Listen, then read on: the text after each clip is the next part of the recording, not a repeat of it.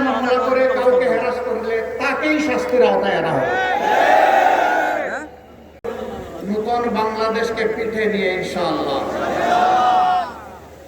সেই বাংলাদেশে মহান রব্বুল ইজ্জত যদি আমাদেরকে সুযোগ দেন, তাহলে যে সমস্ত ত্রুটি এবং দুর্বলতার কথা এই মাত্র বললাম, আমাদের প্রত্যেকের 2 হাতের 10 আঙ্গুলের থেকে পরিচ্ছন্ন থাকবে ইনশাআল্লাহ।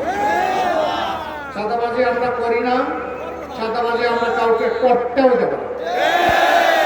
দুর্নীতি আমরা করি না, দুর্নীতির জড় আমরা কেটে দেব, কাউকে দুর্নীতি করতে দেব। মামলা বাণিজ্য এটাকে আমরা ঘৃণা করি, প্রশ্নই উঠে না, কাউকে এই সুযোগ দেওয়া হবে না।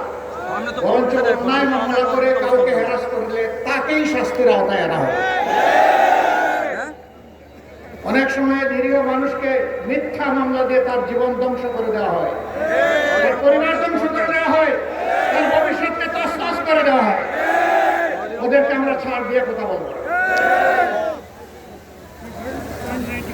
এই বাংলাদেশ থেকে আর কাউকে ব্যাংকের টাকা লুণ্ঠন করে নেতা বনতে দেওয়া হবে না, শেয়ার বাজার লুণ্ঠন করতে দেওয়া হবে না, প্রজেক্টগুলো থেকে চুরি ডাকাতি করে বাংলাদেশের টাকা বিদেশে পাচার করতে দেওয়া হবে না।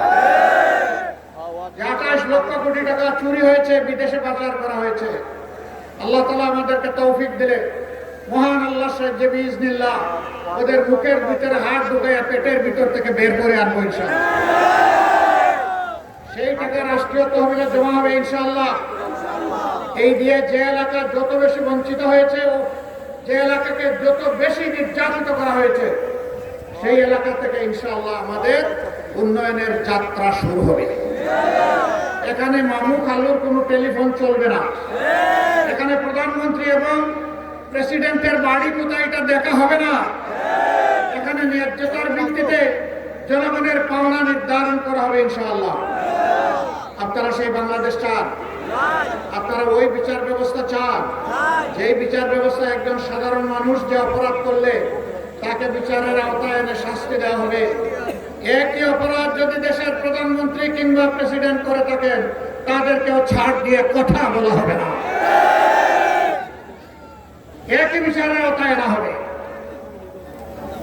আমরা বরিশালে 21টা সিট, বরিশালবাসীকে অনুরোধ করব, আপনাদের যত বঞ্চনা, নদী ভাঙ্গন হয়ে সরবরাহ হয়ে যাওয়ার হাহাকার, আরো যত বঞ্চনা আছে, ন্যায্যতার ভিত্তিতে, ইনসাফের ভিত্তিতে আপনারা যদি আমাদেরকে সুযোগ দেন, আমরা কথা দিচ্ছি আপনাদের অধিকারের জন্য লড়তে হবে না, দাবি তুলতে হবে না।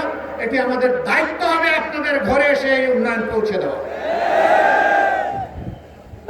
আমি আপনাদেরকে কথা দিয়ে যাচ্ছি, যদি আল্লাহ আমাকে কবুল করেন, আমার জায়গা থেকে প্রথম শুরু করব। আমার বাড়ি সারা বাংলাদেশ। আমাকে লোকেরা জিজ্ঞেস করে আপনার ঠিকানা, আমি বলি সাধারণ পরিবহন সমগ্র বাংলাদেশ। বলে এটা তো ট্রাকের পিছনে লেখা থাকে, বলে আমি একটা ট্রাক, যে রাস্তায় যেখানে প্রয়োজন ওখানে আমার পৌঁছে যাওয়া আমার দায়িত্ব। সুতরাং ইনশাআল্লাহ সেইভাবেই আমরা 11টা দল ঐক্যবদ্ধ হয়েছি। আজকে এখানে মঞ্চে 11 দলের সম্মানিত নেতৃবৃন্দ আছেন, শহীদ পরিবারের গর্বিত সদস্যবৃন্দ আছেন, জুলাই যোদ্ধারা আছেন, আপামর বাউফলবাসী আছেন। আমরা সবাইকে বলবো, আমরা জুলাইয়ে যারা আন্দোলন করে, সংগ্রাম করে, বুক চিতিয়ে, জীবন দিয়ে, পঙ্গু হয়ে লড়াই করে আমাদেরকে বাংলাদেশ এনে দিয়েছে, তাদের কারো লাশ, কারো রক্ত আমাদের হাতের উপরে